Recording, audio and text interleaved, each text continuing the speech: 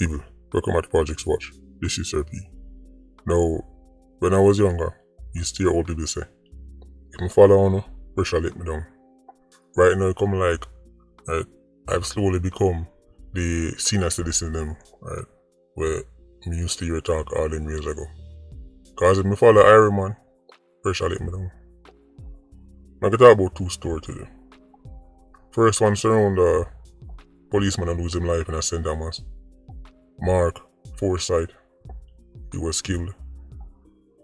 This story right there, so, right, ties back to the whole call the police thing. Second thing I can talk about is the fact that the DPP, right, Paul Llewellyn, addressed the whole matter surrounding ginseng and him 4-year sentence. You can't make this up. I could start off with Mark Forsythe. This man, right, was killed in St. Thomas. Right, as me say, he's a squaddie.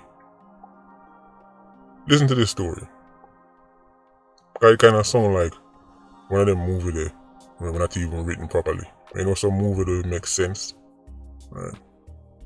I saw this sound, except a real life, and this is a real person, right, who's no longer here. Residents in St. Thomas spot, right, some 87s, right, carry on with some things, or them spot some people and move spooky. So them alert Forsythe, right, you know, right, call him, right, they meet over here, so look at him do something, more going over there, so the residents call the police, which is Forsythe. But Mark Forsythe was off duty, and he had no licensed firearm, right? So then, guess what he have to do? Call the police too. You with me so far? Okay. So he's there observing the 87 them, right? Him call, right, the OST, right? Him a wait for them arrive. And tell them, I read the story and come like, I just want somebody tell me it's some kind of joke, some kind of sick joke, but a real life. So residents them call Forsythe, right, for help. Him no weapon, right? So him call police. Him wait for the support. 87s them now go spot him because him did observe them. Them go spot him. Realize that him no gun pan him, right, and kill the man. Because I see the man head full of bullet wounds. I count off at least 4 rounds in that head. 4 entry wounds. Near people say get as much as 6. So residents them look to him for help. He was unarmed, so he not a licensed firearm. So him called for help, and the help didn't get there in time. This should demonstrate that 87s don't care about police, JDF, DC, whoever, any member of the security forces, unless them have a gun in their hand. The reason you call the police for help is because they turn up with guns. If them they turn up with pillows, you wouldn't call them. In this instance, the people them alert Forsythe, but there was nothing he could have done except take out him phone and call the police too. Member of the security forces are called other members of the security forces, waiting for them arrive. This is St. Thomas. The team was probably driving as fast as they could, still never get there in time. But, call the police. Isn't that what the woke to be still? Isn't that what people say? We have a security forces. If people are in trouble, they need to just call the police. Here you have an example of police that call the police, and the police don't turn up in time. You make people tell us, say, man, citizens don't need the ability to defend themselves because if anything happens, they can just alert security forces. Yeah, that's how it works. 87 not gonna realize, say, right, you're unarmed, right, and people in the corner look on them, go spot you, right, and then say, oh no, you caught me. Okay, let me just stay here and wait till the police come. That's how it works, right? Maybe in Woketivist land, maybe in Unicorn land, but not the real world. See, me telling already, when you can do what you want to do. Everybody's entitled to their own opinion. I'm not in the business of changing nobody's mind when it comes down to their own self-defense. But, telling already, I am pro-gun. Because this scenario right here is far more likely than the one them love dream of to tell you why people shouldn't have gun. Yeah, but suppose a man will kill his wife because apparently you need a gun to kill your wife. Apparently, if a man make up his mind say man killing wife, not having a gun will stop him. Right? I mean, it's not like there's 100 things in the kitchen alone when can use killer, no. Right? I'm pro-gun for the very same reason every country worth its salt have its own army. Because in the real world, you might get attacked. And you need to defend yourself. Telling me to, don't bother go arm yourself, call the police is as ridiculous, right, as saying to a country, right, you don't need an army, call the UN. That's how stupid it sounds to me. When people say that, that's what I hear in my ears. You don't need an army. If you get attacked, just call the United Nations. That's how stupid it sounds. Because we all know the United Nations is going to get there in time. We all know the United Nations is going to do anything at all. Really? Call it. Did the UN help Ukraine? How did that work out for them? Just call the UN. It's ridiculous. Right? There's a reason why countries have armies. There's a reason why citizens should be able to defend themselves. If it's even a pepper spray, come on. Call the police. You don't have time to call the police. People who say that, right, are either outright trolls or they're not familiar with how things work in the real world. As I said, enough people, I don't know, maybe, I guess it all comes down to the world where you're used to and the world where you're living in. When you've seen violence up close and you see it often enough, you know it's a matter of seconds. That's all you have, seconds. Yeah. Forsythe only had seconds to play with. Unless he had a gun in his hand, there was only one way this could have gone. The fact that the residents had to call him shows that they were also defenseless. So defenseless people are called upon a defenseless man. And now we have one more funeral in an Iron Man. But it's okay for your favorite woke activists, or it's okay for FLA and Shendal, them alright. Right? They're lying down comfortably in bed right now, snoring. Right? Doesn't matter. The people who tell you this nonsense, they're not being attacked by 87s. They're not dying, right, from this madness. We can see that. Right? You met man, right, who just because them have more letters behind them name than you, right, tell their foolishness is, and you accept it. You're man a true man because suppose a man go get vexed, no man then go shoot his wife, or suppose Alright. Good luck calling the police. Let me talk about the DPP and the ginseng case.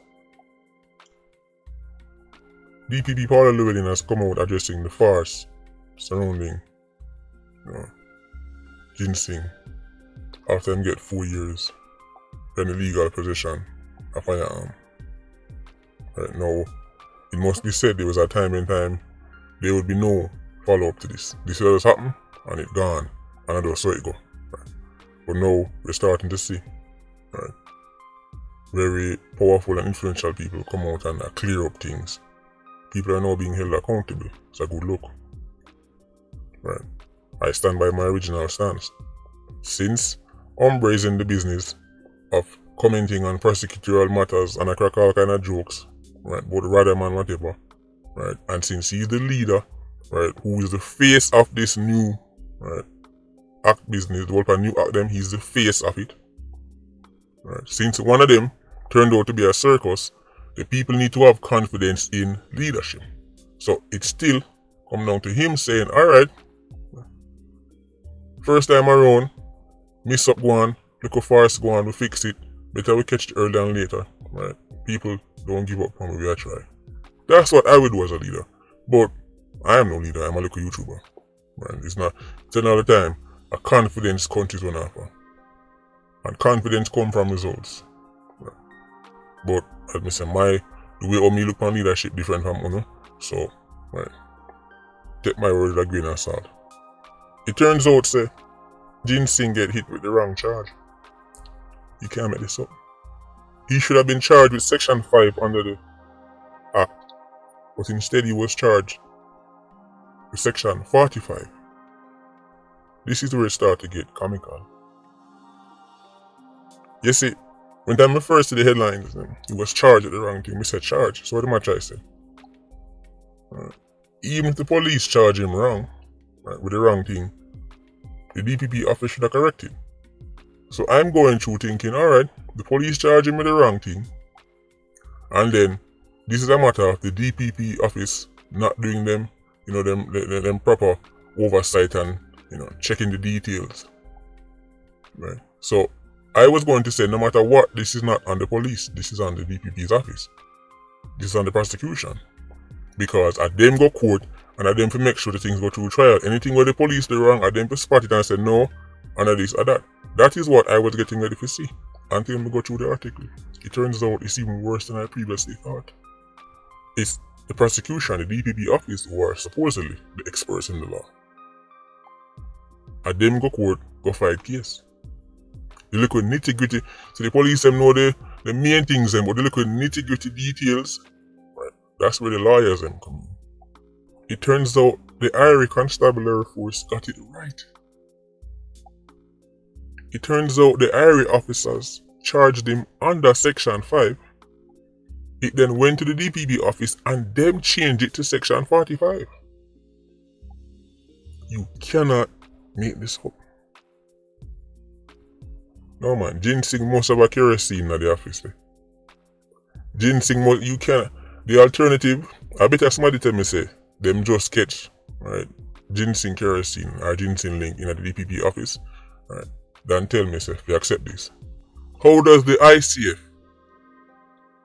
give the right charge him for the right thing, and somebody who is an expert look through the documents, look through the paperwork, and say no, change it to Section 45, which is the wrong thing. I say DPP, I say blunder. Blunder? That's not a blunder. That gone past blunder. That are more like blender, cause something mix up like this. Some mix up a go on there, so. I don't even know if it's this. I don't even know if it makes sense that is. This can't be real life. If somebody did bring them documents to me, I could tell us Section 5. No, I tell us people, right, ordinary citizens with no legal background, right, and message me and tell me that they look through the whole act and they can't see how that could happen. Because everybody is looking at Section 5. Everybody is looking at Section 5, including me. I look at Section 5 and I say, hold this something. Them that court I fight Section 45. That's what they present. This is elementary. How can we look in anybody's eyes and you see, no matter about go here to go help Haitians. Help Haitians? Haitians don't want to help. Right, from the Irish. Haitians don't want no help from nobody in the Irish system. I tell you that. If the learned experts in Irish man make them kind of mistake with Irish matters, them I don't even know what to say. Right. When you hear much time I repeat that? Right. I need a big word for this. Somebody help me that big word. Give me something. Flabbergasted. Flabbergasted. From the initial charges, get laid. Una try to tell me say between the prosecution, the defense, and the judge, nobody knows this quote-unquote blunder. Well, take the defense out of it because even if them spot it, they were not going to point it out. It's not like they're going to be in court like, excuse me, Your Honor. They're charging the client under the wrong thing. Can you give him the right now? So take the defense to this, because defense not going to point this out. In the Klansman trial, we see Justice Sykes scrutinize the charges presented before him. Right? And the 87 them will get them. He might ask how man get this charge and how man get that charge. So we know that judges can ask questions regarding the charges. So I tell me say the judge in this case heard that a wanted man got caught with a gun and I asked will man get charged with Section 45 instead of Section 5. A YouTuber can tell that. And the judge said, hold on, I'm not charging for this. when it should be this. Because we know judges can ask them questions because we see justice side to do it. On the Klansman trial. So what about things that are man that make sense to me now? Right. In the Klansman trial, Justice Sykes was adamant, oh no charge man for this. Why not charge him for that? But something like this presented, and judge just alright, let's work with him in front of me. No, this now make no sense to me now. Right. You see, let's not forget, despite the fact say it was the wrong charge, this charge, so the judge had 10 years to work with. She gave Ginseng the maximum discount possible. Maximum discount meaning say she has a choice to give less of a discount. 50% is the max. She can give like quarter, she can give like 10%. She don't have to give him the maximum. She chose to give him the maximum. Right? Because he's remorseful. This is a man who was wanted for murder and then got caught with an illegal firearm while being wanted for murder on the run for 2 years. And with those things in consideration, the judge still give him the maximum possible discount. This is exactly why we needed new laws in the first place. People talk about, we need to let the judge, a judge here say a wanted man who was on the run for 2 years for murder, get catch with a gun, right, with a wrong charge in front of her, she don't spot the charge, and then go, oh, you're a wanted man, you catch with a legal gun. I'm going to give you the maximum discount you can get for pleading guilty. The maximum. I can give you 20, 25%, 10%. I'm going to give you the maximum, half. It's extraordinary. Harry, man. Because he's remorseful. Because a wanted man who get catch with a gun, an illegal gun, before a judge, right? Is he going to act like he's not remorseful? What am I going to say?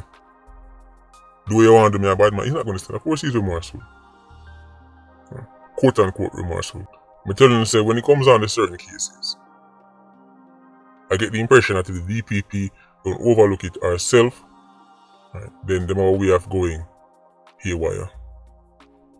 The Klansman trial, I said it, I was very surprised the DPP did not take that case personally and was not personally in court, right, dealing with the matter. Paula Llewellyn is not incompetent. Enough of the big wigs and the Iron Man with big title are Paula Llewellyn is not incompetent. I can tell you this with 100% surety. Right. But I get the impression she have way too much faith in some of the people them in her office. And she's trusting people to do things, right, where she think elementary and man I drop the ball big time. When you see the Klansman trial, when time they got a case, when time they reach the final stages, I realize that dates no match up. It's supposed to be the 17th, but man said the 7th or something like that. All most we can remember is the major details. We go here so, and then we shot him over here so, and then we left. The little nitty-gritty details them, you might forget. Them things you don't forget, find out when it reach trial in front of the judge. You should spot them things there on the way to trial. Just like this. You should spot this on the way to trial. So, DPP Paula Llewellyn is the head of the office. And so, I'm telling you already my stance, my leadership. Even though, as I say, I can tell you, right, with no reservation, that Paula Llewellyn is not an incompetent, right, DPP. I fear our office dropped the ball. Big time. Right, so, somebody's dropping off your shoulder too. So she have to get some of the smoke for this. Imagine the police giving you the right charge and somebody look at it and say the wrong charge and then go, can't make this up. It's because we question the experts while we're here. If we never question the experts, this would have gone. Because you would assume between prosecution and judge and defense and everybody, this should have been sorted. Clearly not. The Irish Constabulary Force presented the right charge and an expert said no, that should have at least had the right charge. You can't make this up. Neurosurgery? Sure, you can tell me say you're no expert. I mean, might listen because I don't know about brain surgeon. Sure. Okay, get it. You can't exactly just Google neurosurgery, right? I know how to work on the. Okay, me give you that. Me give them things. Certain things are engineering and them things, sure. But when it comes down to the law, they make the man telling the foolishness. Right. You can go online, you can go, right? down your local office or wherever, right, and look on the act concerning firearm, this act and that act. You can look on it for yourself and read it and pick sense out of nonsense. Anyway, Payton Squad, you myself. Yeah, you don't know, no like. Walter Squad, see you shortly. Bless.